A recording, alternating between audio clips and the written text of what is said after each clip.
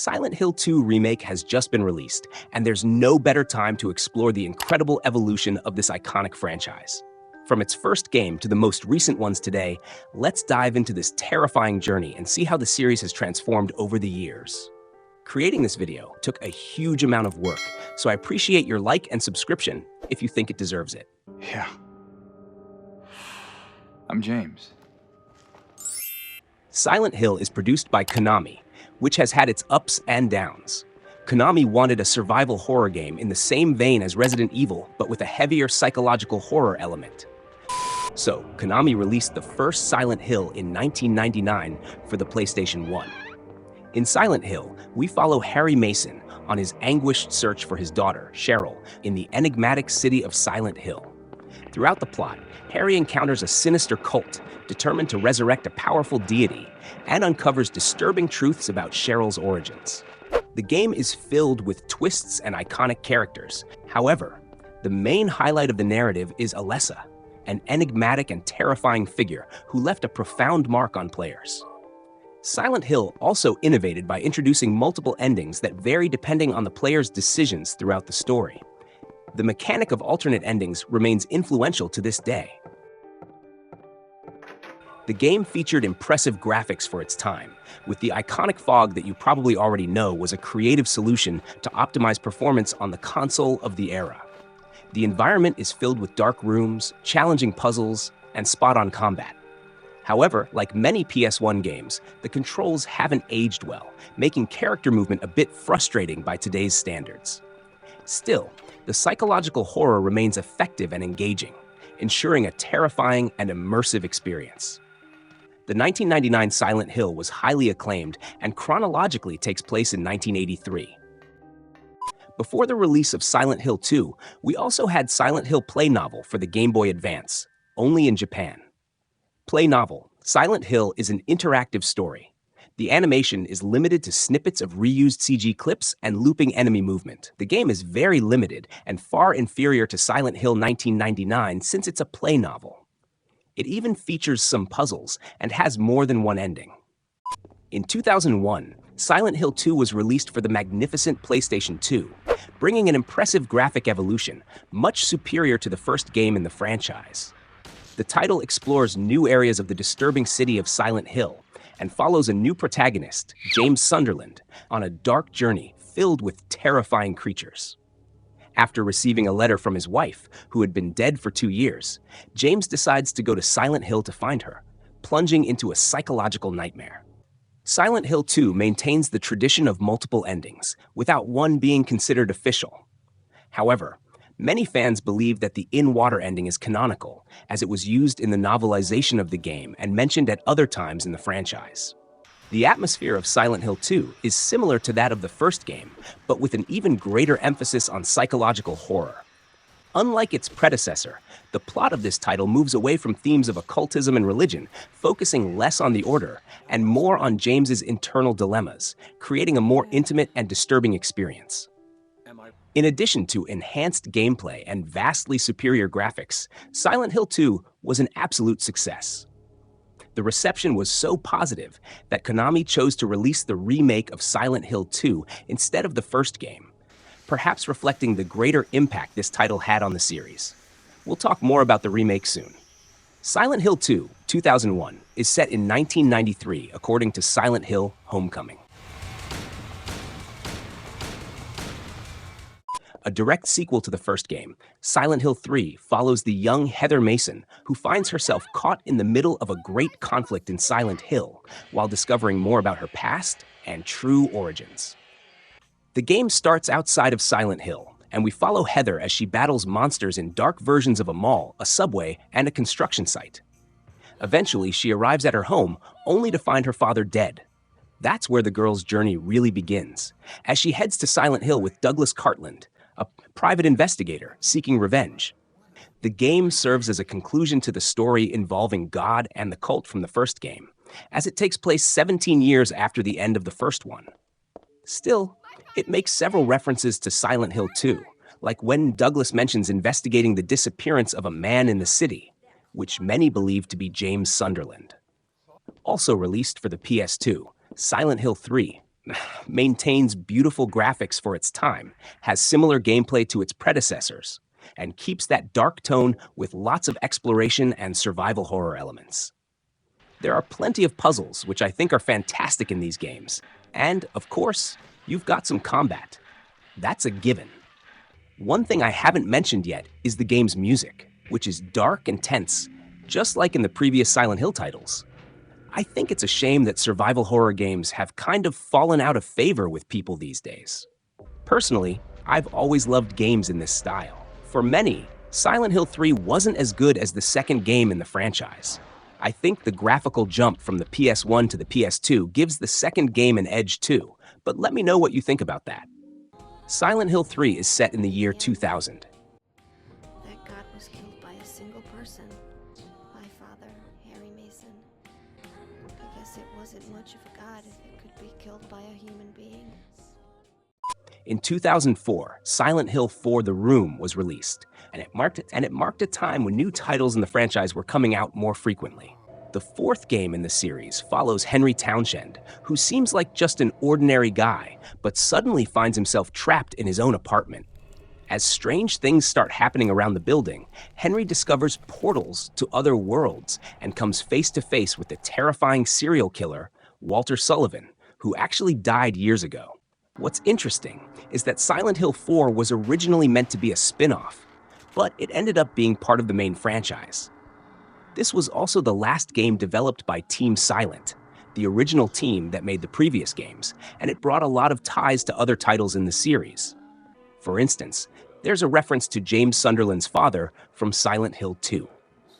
Silent Hill 4: The Room was released for Xbox and PlayStation 2, and it's important to highlight that this was the last game developed by Team Silent. But in terms of gameplay, soundtrack, and other technical aspects, the game didn't bring any big innovations compared to the earlier ones. Remember how I mentioned that the games used to come out more frequently back then? Well, in 2007, Silent Hill Origins arrived.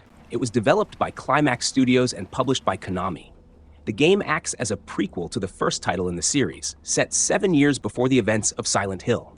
In this one, we follow Travis Grady, a truck driver who, after an unexpected detour, finds himself stuck in the strange town of Silent Hill. Trying to save Alessa, he ends up getting mixed up with the town's sinister cult. Throughout the story, Travis saves Alessa and uncovers the dark mysteries that haunt Silent Hill, while also learning some disturbing truths about his own past. As usual with the series, each new game has a different main character, and this time Travis takes center stage.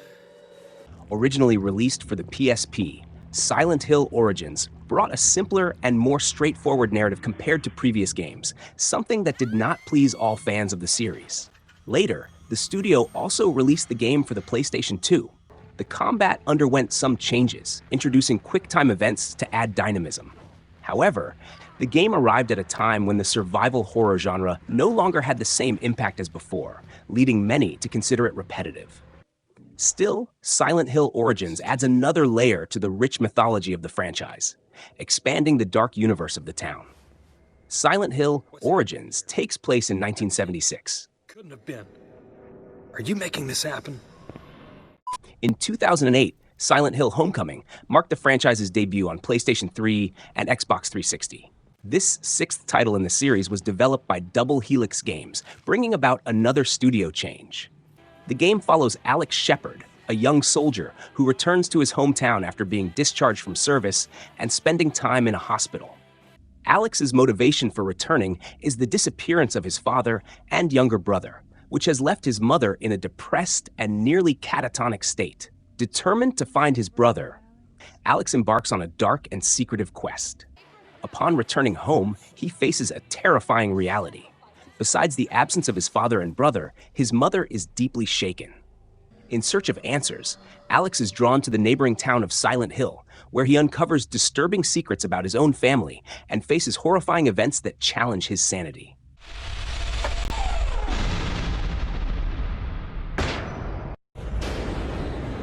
Did the game improve? In my opinion, yes. Silent Hill Homecoming features advanced graphics while maintaining the focus on puzzles and the mystery that characterizes the series.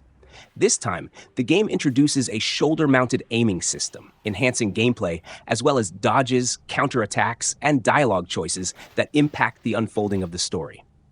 These elements gave a fresh new feel to the combat and narrative, making the experience more immersive and interactive.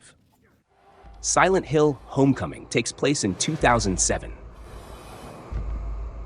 In 2009, Silent Hill Shattered Memories was released, developed by Climax Studios. This seventh game in the franchise is a reimagining of the first Silent Hill, retelling the story of Harry Mason searching for his daughter, Cheryl, but with a different approach, nothing more than alternate realities that change based on the player's choices. In the plot, the player explores the town and unravels Harry's memories while participating in therapy sessions that create a psychological profile of the player.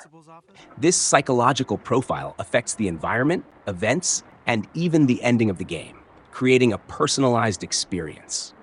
Released for the Nintendo Wii, PlayStation 2, and PSP, Shattered Memories significantly altered the traditional gameplay of the series.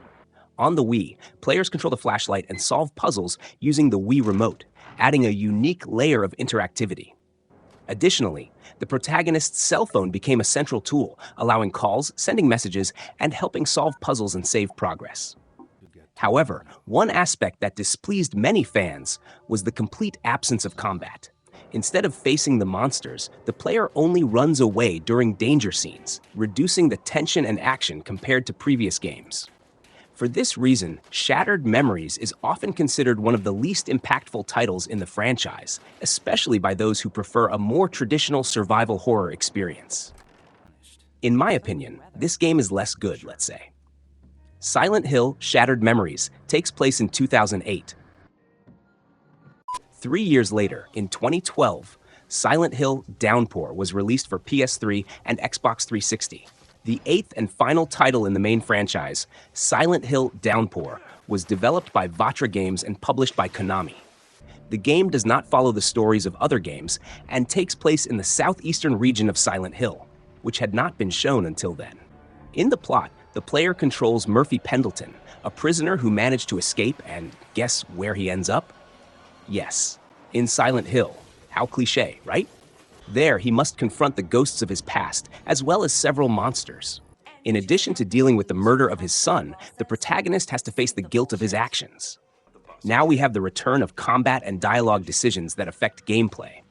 And for the first time in the series, a side quest system.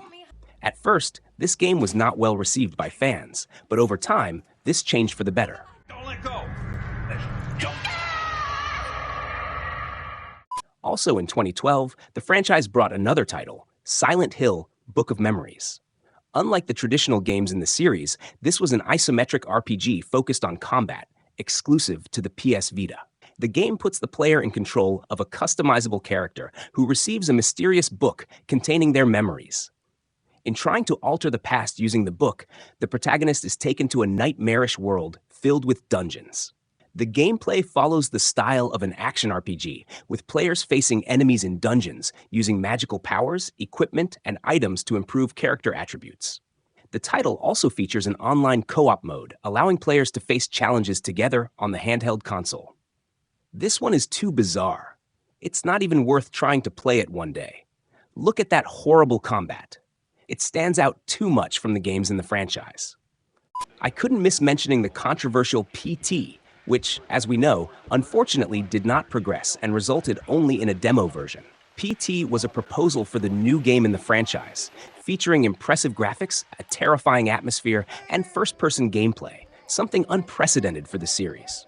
The demo was notoriously challenging and shrouded in mystery, capturing the attention of many players who had the opportunity to try it. Those who managed to complete the demo discovered that it was a production by Hideo Kojima, a heavyweight in the gaming industry, which further heightened expectations for the future of the franchise. To top it off, the protagonist would be played by actor Norman Reedus, widely known for his role as Daryl in The Walking Dead. Unfortunately, the joy was short-lived. After Hideo Kojima left Konami, the game was canceled, and we will never know what the final result of this terrifying promise could have been that might have redefined Silent Hill.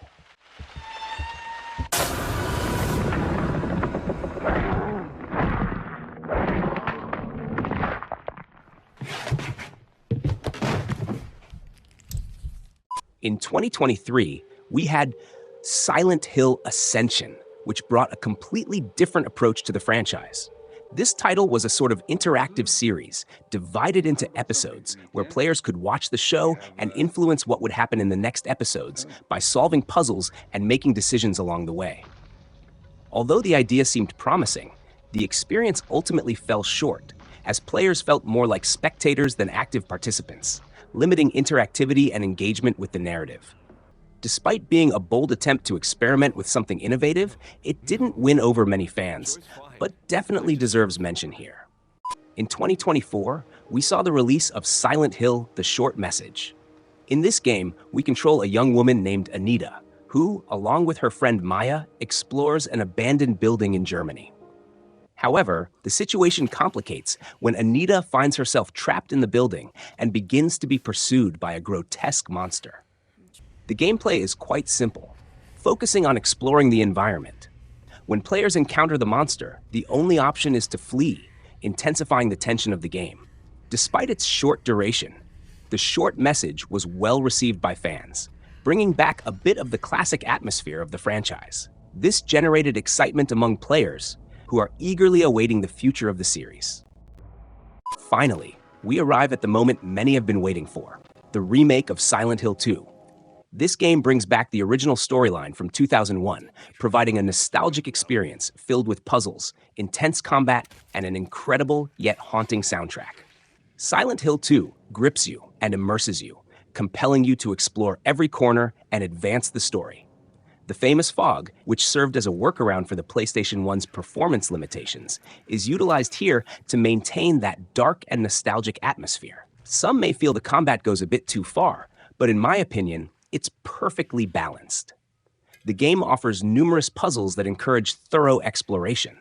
A valuable tip: investigate locations carefully and read every piece of paper you find. This will not only help you solve challenges, but also keep you alive longer. The protagonist's movement is simple yet fluid, and Konami kept it just right without overdoing the investment in this aspect. The soundtrack is simply amazing, capturing the essence of horror and survival we love, which left me extremely satisfied. And you? Have you had the chance to play the Silent Hill 2 remake? What did you think? Would you like to add anything to this video? Share your thoughts in the comments. If you're interested, I can create a video specifically about the Silent Hill 2's remake. Creating this video took a lot of work, and I crafted it with great care. I sincerely hope for your like and, if you wish, your subscription. Thank you so much for watching until now. I'll leave 2 more videos for you to check out. Until the next video.